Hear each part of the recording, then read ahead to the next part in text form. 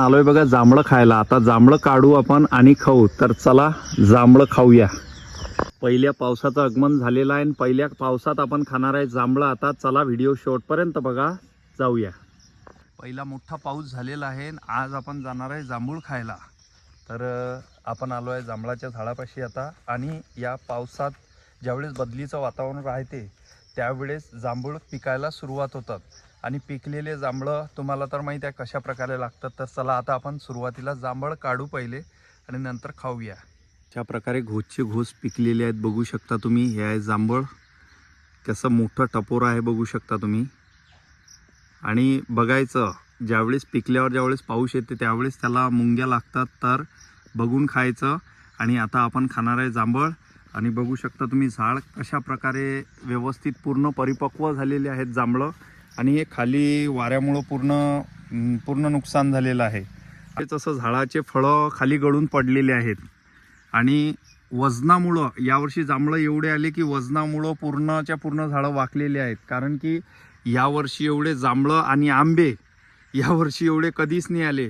10 ते 15 वर्ष झाले एवढे जांभळं आले। इकडली फांदी वाकली पूर्ण, तिकडली फांदी वाकली पूर्ण, आणि हे पण फांदी वाकली। बघू शकता आता तुम्ही की कशा प्रकारे आपण इथं जांभळाच्या झाडाखाली उभा आहे। आणि रात्री पाऊस आल्या कारणानं आपल्या अंगावर पण थोडं पाणी पडत आहे।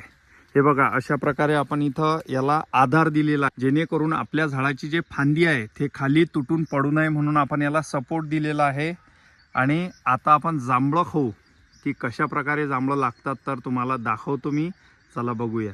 कोणाच्या घरासमोरच एकदम झाड आहे तर मला कमेंट करून सांगा। आणि तुम्हाला याचे फायदे माहीत होते का हे पण मला सांगा, कारण की तुम्हाला फायदे माहीत व्हावं याच्यासाठी व्हिडिओ केला।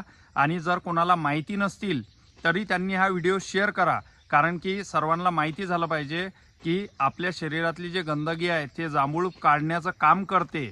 म्हणूनच तुम्ही हा व्हिडिओ जास्तीत जास्त शेअर करा। आणि तुम्हाला खरोखर जर व्हिडिओ आवडला असेल तर या व्हिडिओवर कमेंट करा, कारण की ज्यांनी जांभळं या वातावरणात स्वतः झाडाखाली जाऊन खाल्लेले आहेत त्यांच्या मला कमेंट पाहिजेत।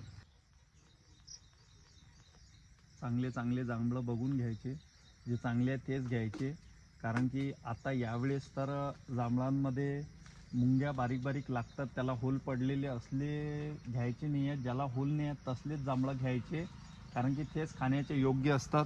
अन्यथा दुसरे जर घेतले आपण तर ते खायच्या योग्य नसतात। असे जर घेतले आपण तर ते खायच्या योग्य असतात। आणि बघू शकता तुम्ही चव पण जांभळाची एक नंबर आहे, कारण की पाऊस पडल्यानंतर जांभळं पूर्णपणे पिकतात, म्हणजे ते अदळ कच्चे असतात अगोदर, आणि बद्दल वगैरे असली तर पूर्ण ते गोळी त्यामध्ये उतरते, त्या कारणानं व्यवस्थित लागते। आणि आपल्या शरीरासाठी पण जांभळ हे चांगलं आहे, ते खाल्लं पाहिजे। जर नकळत आपल्या पोटामध्ये जर बारीक केस वगैरे गेलं, ज्यावेळेस अन्नातून जाते त्यावेळेस ते केसाचं जर आपण हे खाल्ले जांभळं तर केसाचं संपूर्ण पाणी करते। आणि जो आपल्या पोटामध्ये जे नकळत काही जाते त्याचं ते पाणी करते।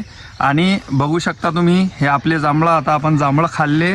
आणि व्हिडिओत कमेंट करून सांगा की कोण यावर्षी जे जांभळं चांगल्या तऱ्हेनं खाल्ले आहेत, आणि कोण असं झाडाखाली जाऊन खाते आणि कोण विकत घेऊन खाते, तर मला कमेंट करून सांगा। आणि भेटू पुढच्या एका नवीन अशा व्हिडिओमध्ये। तोपर्यंत नमस्कार।